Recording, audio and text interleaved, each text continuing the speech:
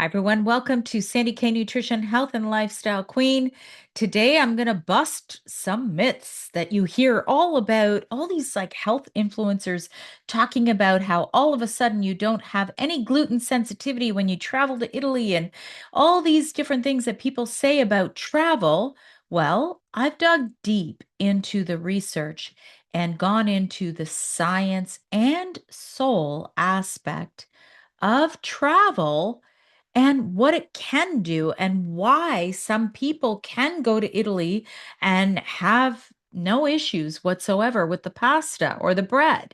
So I'm going to bust a few myths, but I am always going to look at it from a perspective of science and soul, stuff that you can't really measure. So stay with me because I think you're going to learn something new.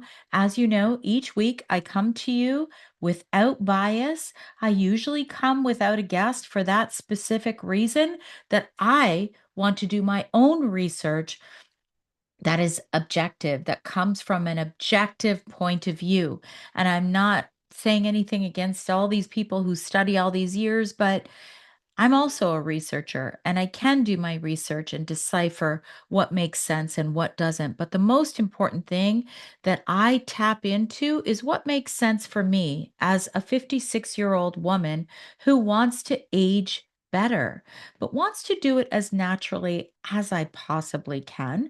That's not to say that I don't do unnatural things sometimes to kind of boost my aging a little bit better along the way. But the most important thing is I come every week, passion over profit. I've been in this space for over 6 years, over 1.4 million downloads. And yeah, so please hit the subscribe button wherever you are, this side. I'm not sure which side it is, but be sure that you are subscribing and share it with one person. And wherever you are listening, if especially if it's Apple or Spotify, if you could leave me a few words, a few kind words, and a rating, that actually helps my podcast go a long way because I don't have these, you know, big sponsors behind what I do.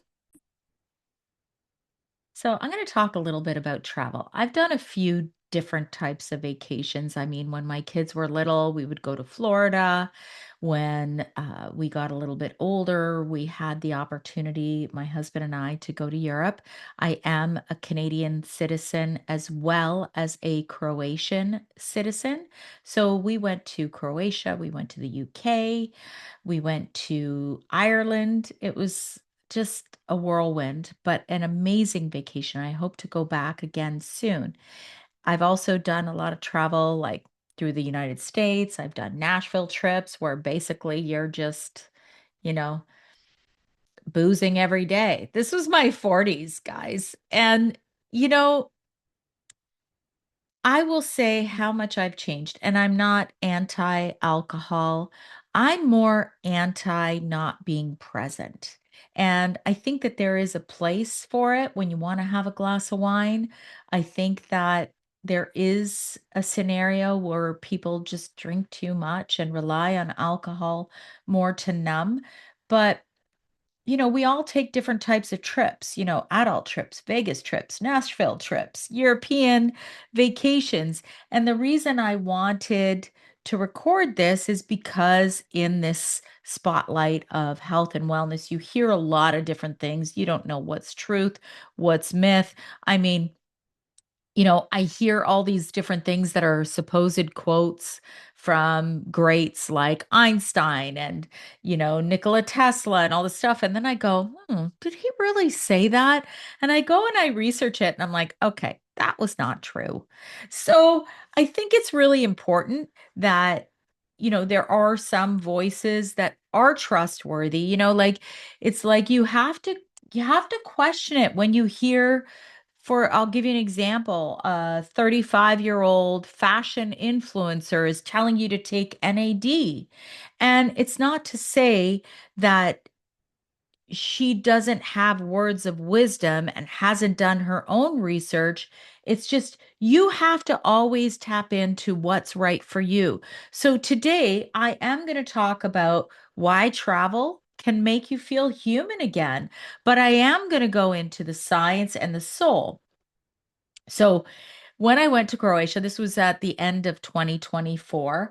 I was watching. So I went on, I think we were on five different planes. It was just a whirlwind. It was crazy, but it was beautiful. I was watching Eat, Pray, Love the entire time. Like I would watch bits and parts of it as we were traveling. And I just want to say, Eat, Pray, Love, it didn't become this cultural phenomenon because of the pasta and the prayer beads or anything like that. It landed because it was the first mainstream story based on a true story that said out loud that sometimes your nervous system collapses so hard that the only way to hear yourself again is to leave your life. And I'm pausing there because I'm sure that many of you have felt this way. I have so many conversations, private chats with amazing people who I've never met in person, but we DM each other on Instagram. By the way, that's where I'm most active. It's Sandy K Nutrition everywhere on all social media. So wherever you do social media, you can find me on that handle. But I've had these conversations where people have really had tough experiences in the last few years. And so many people say, God, like, I wish things could be normal again. Ever since the pandemic, things haven't been normal. And I feel that too. I feel personally like I was like, dealing with all the stuff from the pandemic. And then we went on this magical vacation to Europe in 2024. And then after that, it's like all shit hit the fan. I don't know. It felt like 2025 was heavy for a lot of people. And 2026 is starting off that way as well. I don't get into politics here on my platform, but enough people try and have these conversations with me. I usually just kind of put the stop in, like, yeah, I'm not going to talk about that. But we know that the world is in a little bit of chaos, and a lot of people are feeling it as well. So the collective. And what we can do as humans is contribute as much light to the planet. I know I'm getting a little off topic on this travel stuff, but this is really important stuff because it does connect to bringing in more light. So sometimes you do need to escape. Sometimes you might feel it's really hard to be grounded in this life, in this world. So travel does have a place for sure. And sometimes I think, gosh, I'm not sure how how much I would have been able to handle my 2025 year had I not been on that beautiful vacation in 2024 to kind of give me a reset before all shit hits the fan. And I know a lot of people out there can resonate with this. So, I'm also going to say I look at a lot and listen to a lot of these amazing voices that are really grounded voices, not these like, little tiny TikToks where everybody's stealing information from each other. I look at certain alignments in the planet. I work with people like Brenda Ferrugia. I talk about her all the time because she's one of those greats that's like this like hidden gem that a lot of people don't even know about. She's amazing. Anyway, 2026 is the year of disclosure. And I'm going to explain what that means before I get into all the stuff about the travel. What it means is everything that's been underground, that's been hidden, the lies, the corruption, all of that is all bubbling up. And the truth comes out in 2026. So we're going to experience a little bit of chaos until things settle again, just as a little FYI. So,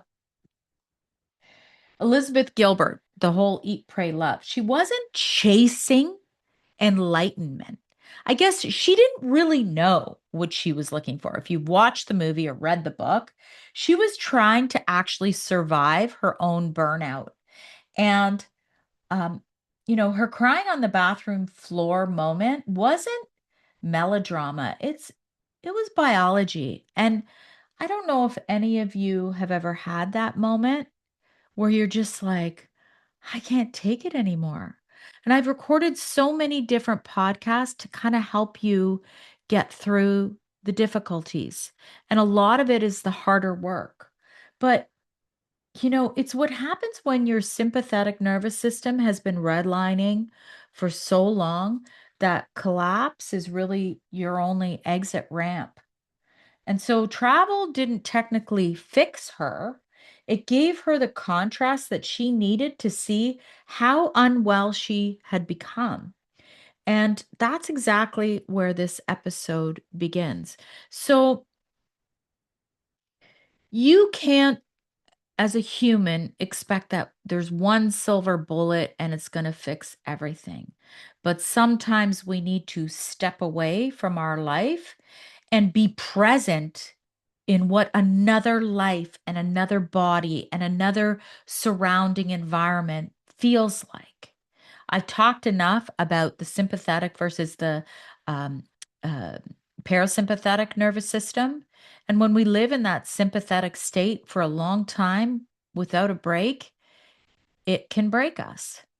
So, the great contrast you don't know how unwell you are until you leave your life. Sometimes that's what happens.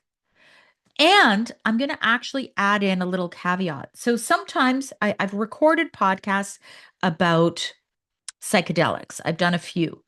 And I personally, I'm not, you know, I would never, none of this is medical advice, by the way. I'm just having a conversation here. But some people do this because there's so much that's clouding their ability to heal that they do psychedelics and then they have these aha moments and they're like, whoa, whoa, this isn't working in my life. This isn't working in my life. This isn't working. And then they completely uproot their life. Well, you don't have to do psychedelics for that. Sometimes you can go to a different place and go, okay, you come back home and you're like, this isn't working in my life. And you can actually have more clarity. So, a lot of people don't realize they're living in that chronic sympathetic activation, which is the fight, flight, perform, produce, respond, keep up. And then they don't realize it until they step into a place that has an entirely different pace. And then they're like, oh, this is what it feels like to be normal. So you land somewhere like Split, that's where I was in 2024, Split, Croatia, and your shoulders just drop without any permission to do so. And your breath naturally deepens and your jaw unclenches and your mind stops, bracing and racing. I'm going to say that's not even vacation mode.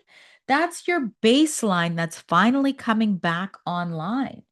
And your body isn't just relaxing, it's actually remembering a natural state that is natural to all humans, but it's like we forget how to live in that state.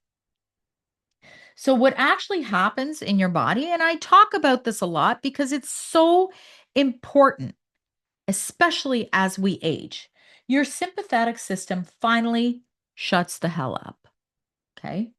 So at home, you're dealing with all these micro stressors, notifications, deadlines, multitasking, noise, comparison, urgency, performance, and your body is always scanning for threat. Your cortisol stays elevated, which cortisol, we need it to get our asses out of bed in the morning, right? We need that hormone. That's the stress hormone. However, when it's staying elevated, your vagus nervous, your vagus nerve actually stays suppressed. Okay. Your digestion, your libido, your creativity, your emotional regulation, all of it takes a hit.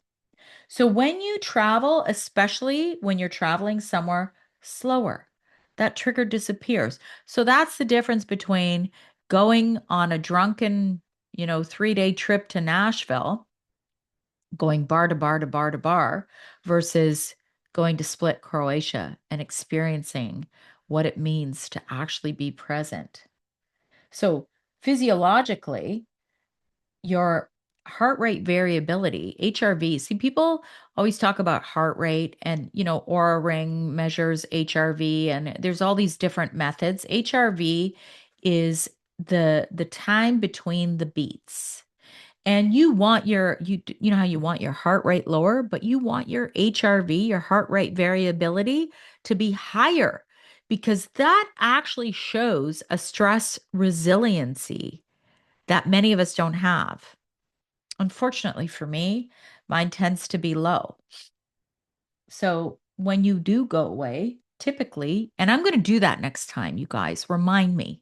So next time I go, I'm going to make sure I wear an ultra human ring, which I love the best out of all of them.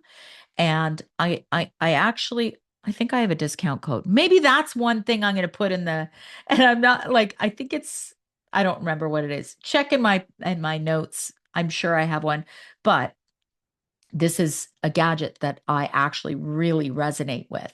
And there you go. They're not sponsoring this podcast, but I am affiliated with them and I do love them and I wear it every single day. I don't go without it.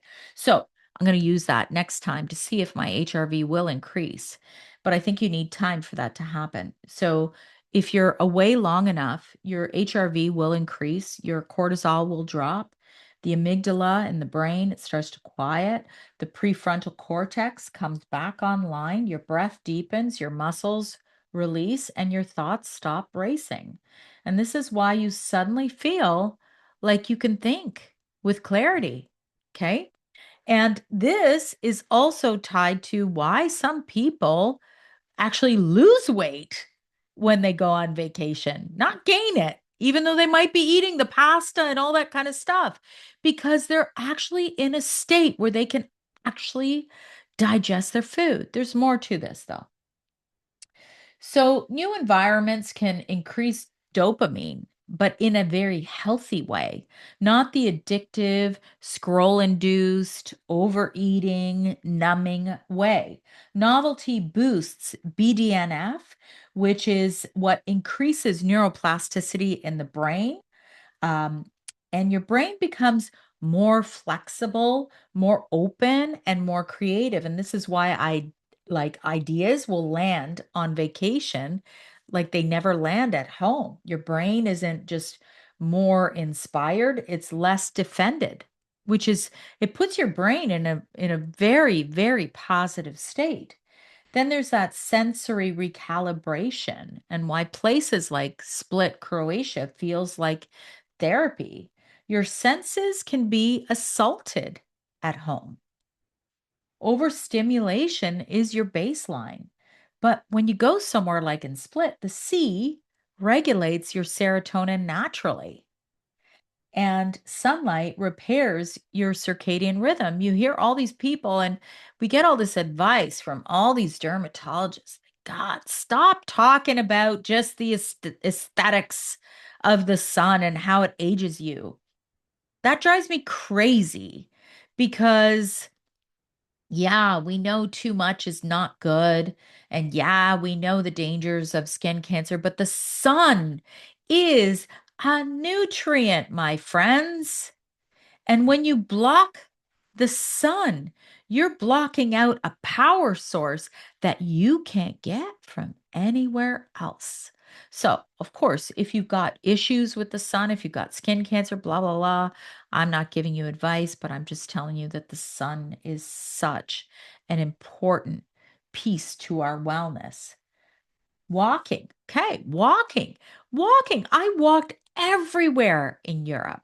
And walking in and of itself will stabilize your blood sugar, which again will have a positive impact on your weight.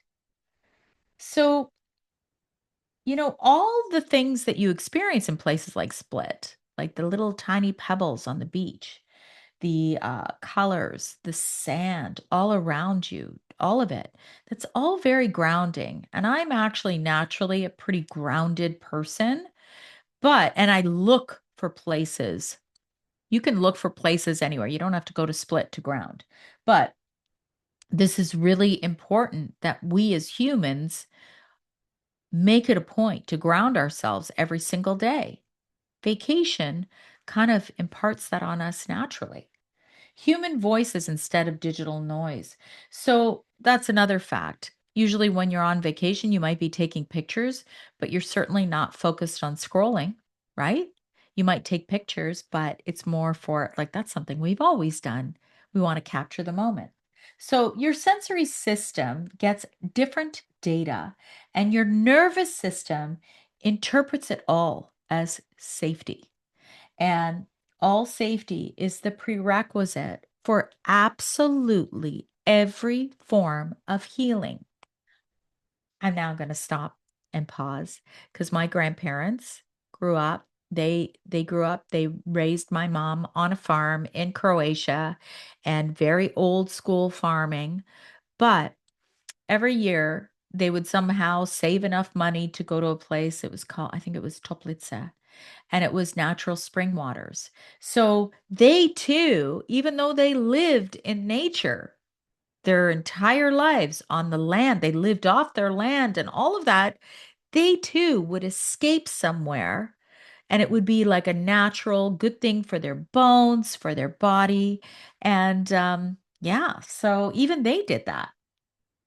So let's go into some truth bombs and myths about why you can eat anything when you go abroad. So the bread pasta phenomenon, which is this influencer myth, that's actually half true.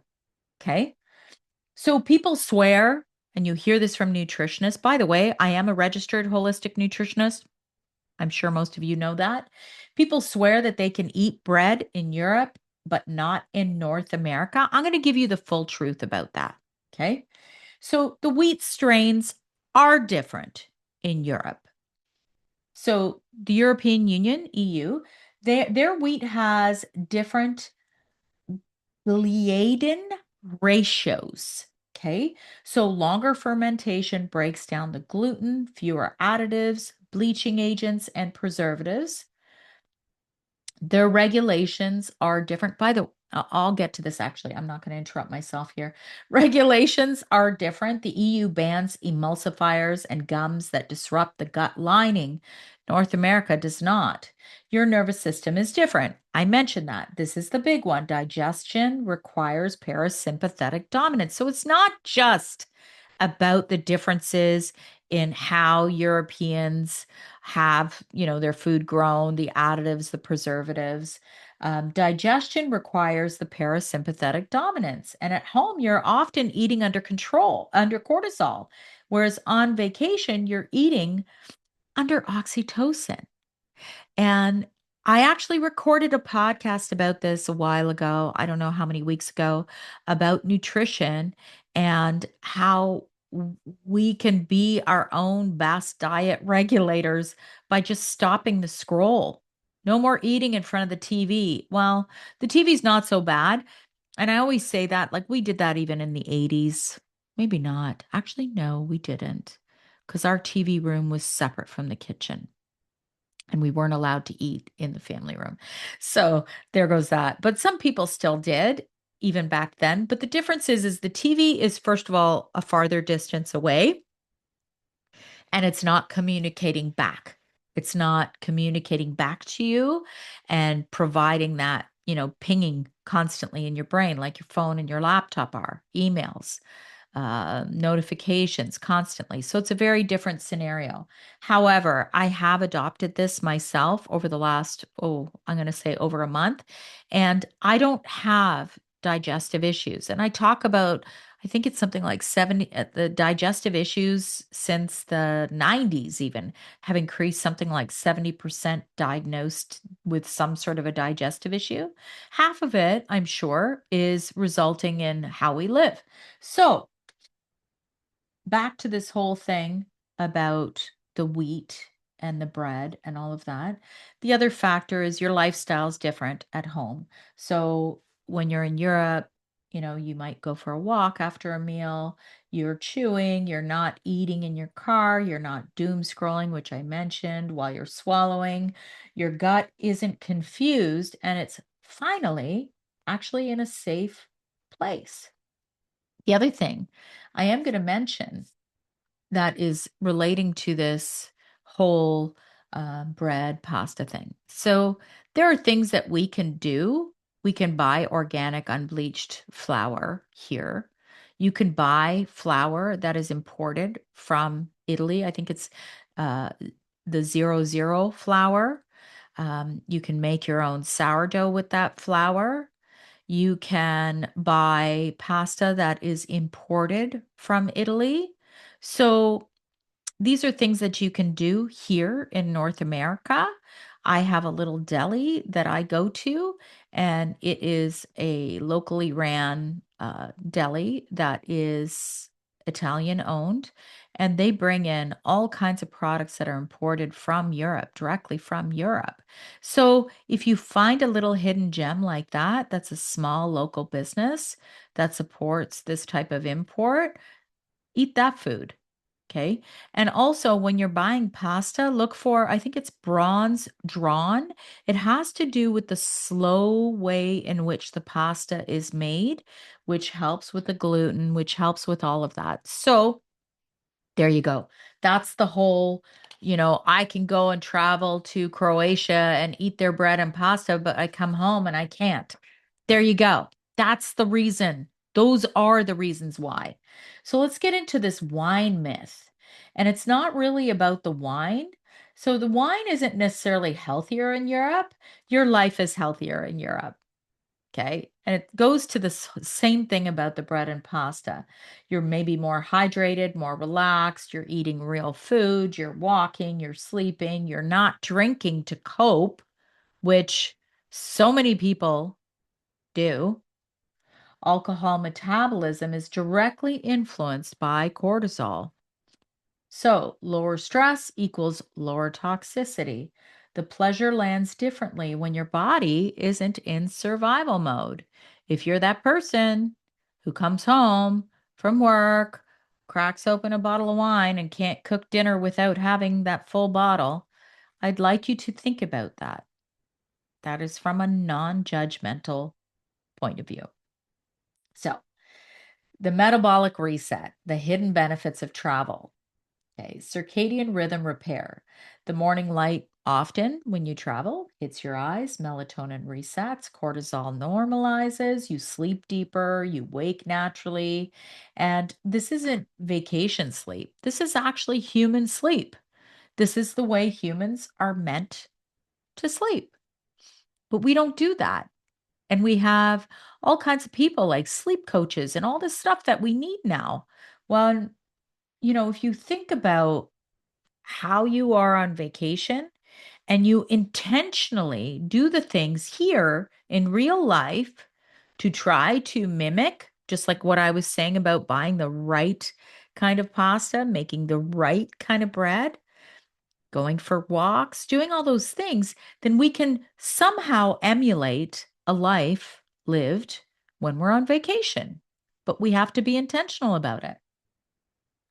So, incidental movement, the secret weapon. You're not working out more, you're living in a walkable culture. So, 10K and 20K steps a day. There's hills, there's stairs, there's cobblestones. God, there's a lot of cobblestones in Europe. Maybe swimming, exploring, moving. So neat. It's called non-exercise activity thermogenesis. It's the biggest predictor of metabolic health, bigger than a gym. And your body thrives on movement. That is not punishment, my friends. Maybe when you're 30 years old, you can kill it at the gym. You could get on that bike and that aggressive sort of exercise.